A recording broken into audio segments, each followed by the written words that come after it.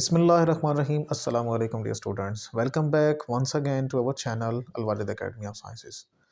Today I am discussing here the most important topic of the first year again and which is the vector product or cross product. तो आज का जो topic है हमारा ये भी बहुत इंपॉर्टेंट है और पेपर पॉइंट ऑफ व्यू से देखा जाए तो ये लॉन्ग क्वेश्चंस में सेलेक्ट होता है। जैसे लास्ट टाइम हमने डिस्कस किया था स्केलर और डॉट प्रोडक्ट, इसी तरह से यहाँ पे आज दो वेक्टर्स का मल्टीपल देखने जा रहे हैं जो कि एक वेक्टर क्वांटिटी को रिप्रेजेंट करता है।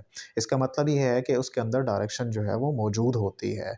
तो अगर डायरेक्शन मौजूद होती है तो फिर इसका मतलब उनका जो प्रोडक्ट होगा वो एक वेक्टर प्रोडक्ट होगा, यानी दो वेक्टर्स का मल्टीपल भी जो आने वाला होगा वो एक वेक्टर क्वांटिटी ही होगी, जिसकी जो डायरेक्शन होगी वो हो भी सकता है कि इन दोनों से डिफरेंट हो, यानी उनका मल्टीपल जो होगा उससे एक डायरेक्शन निकलने वाली है।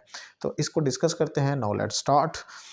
Vector product of the two vectors, जैसे हमने लास्ट टाइम कहा था कि अगर हमारे पास दो वेक्टर्स ए और बी हैं तो उनका जो डॉट प्रोडक्ट होता है वो A dot B A B cos theta के बराबर होता है।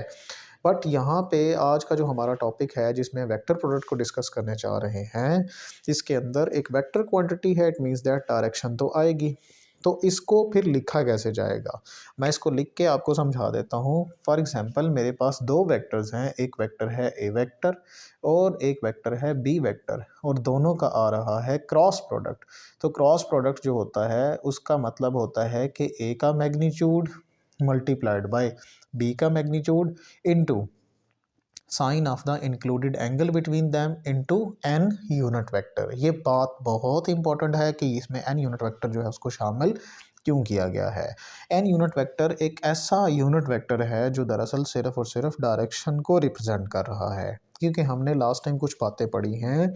हमने ये बताया था कि जो यूनिट वेक्टर्स होते हैं उनका मैग्नीट्यूड तो 1 के बराबर होता है, बट उनको हम डायरेक्शन की रिप्रेजेंटेशन के लिए इस्तेमाल करते हैं। ये लास्ट लेक्चर्स में बात गुजर चुकी है। अगर किसी ने लास्ट लेक्चर्स नहीं लिए तो पहले वो अटेंड कर ले, उसके बाद वो यहाँ से हमें शामिल हो सकता है, इधर से जुड़ सकते हैं हमारे साथ। बहरहाल तो इसका मतलब ये है कि एन यूनिट वेक्टर जो है उसको इन्वॉल्व करना इंतहाई ज़रूरी है। अब उसके अंदर साइन थीटा क्यों इन्वॉल्व हुआ है, इन तमाम बातों का जो आंसर है वो अभी हम अपने एग्जाम्पल के अंदर कर देंगे। तो यहाँ से हमें इस बात का तो अंदाज़ा हो गया कि ए वेक्टर का वेक्टर और मैग्नीट्यूड ख़त्म होने के बाद बनेगा ए, उसके साथ आ जाएगा B into sine of the included angle between them into N unit vector, और ये बराबर आएगा A B into sine theta n unit vector. अब यहाँ से हरगिज़ ये मत सोचिएगा कि जैसे A cross B A B sine theta into n unit vector के बराबर आ गया है तो मैं बी क्रॉस ए ले लूँ तो वो भी B A sine theta into n unit vector के ही बराबर होगा, या उसको A B into sine theta n unit vector लिखा जा सकता है। तो ऐसा हरगिज़ नहीं हो सकता। वजह क्या है? वजह ये है कि यहाँ पे हम क्योंकि कह रहे हैं कि ए और बी जो है उनका मल्टीपल एक वेक्टर क्वांटिटी को रिप्रेजेंट कर रहा है। इसका मतलब ये हुआ कि इसके अंदर तो डायरेक्शन आएगी। अगर ए क्रॉस बी लेंगे तो उसकी डायरेक्शन कुछ और होगी, और अगर बी क्रॉस ए को फाइंड आउट किया जाएगा तो उसकी डायरेक्शन कुछ और होगी। इसको रिप्रेजेंट करते हैं कुछ इस तरह से। लेट अस अज्यूम दैट हमारे पास दो वेक्टर्स, यही वेक्टर्स हैं ए और बी। तो ए और बी कुछ ऐसे वेक्टर्स हैं कि जिसमें ए वेक्टर कुछ इस डायरेक्शन में है, अज्यूम करें, ठीक है, और इसी तरह से एक बी वेक्टर है हमारे पास जो कि इस डायरेक्शन में है। दोनों में जो एंगल बन रहा है अज्यूम करें कि वो एंगल है थीटा, और दोनों कुछ इस तरह से लाई करते हैं, यानी एक्स वाई प्लेन में मौजूद है। अगर वो एक्स वाई प्लेन में मौजूद हैं तो हम कहते हैं अगर हमने ए क्रॉस बी को फाइंड आउट करना है तो ए क्रॉस बी को फाइंड आउट करने का मतलब है कि हम इसके अंदर राइट हैंड रूल को इस्तेमाल करते हैं। राइट हैंड रूल के मुताबिक हम करते क्या हैं, हमने ए की डायरेक्शन में उंगलियां बढ़ा लेनी होती हैं। अगर तो मैं इस तरह डायरेक्शन को बढ़ाता हूँ और बी की तरफ उंगलियों को कर, तो मेरा इंडिकेट करेगा डायरेक्शन इनवर्ड। हालांकि ये बात गलत है, मुझे ऐसा नहीं करना होगा, बल्कि मुझे अपने दाएं हाथ को उलटना होगा। कैसे उल्टेंगे?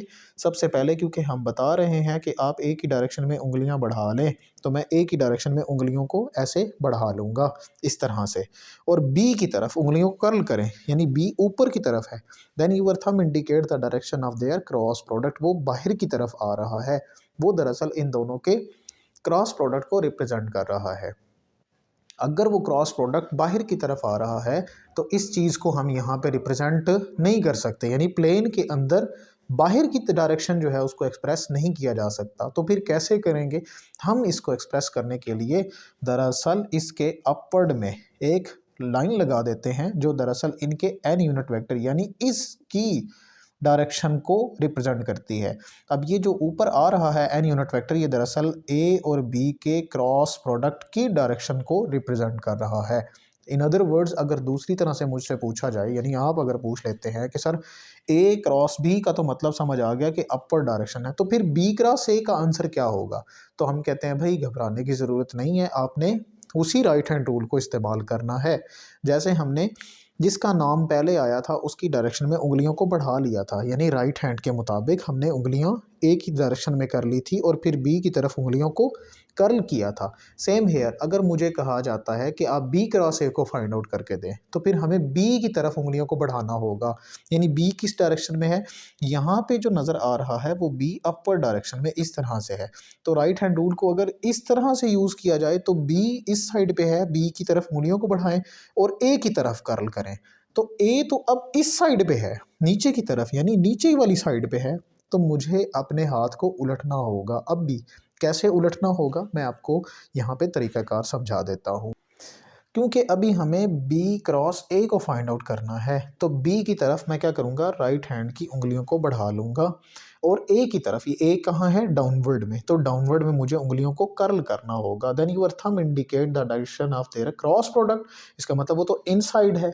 अब इनसाइड तो मैं उस क्रॉस प्रोडक्ट को रिप्रेजेंट नहीं कर पाऊंगा, तो मुझे क्या करना होगा? उसको डाउनवर्ड में रिप्रेजेंट करना होगा। वो मेरे पास दरअसल बी क्रॉस ए का आंसर आएगा।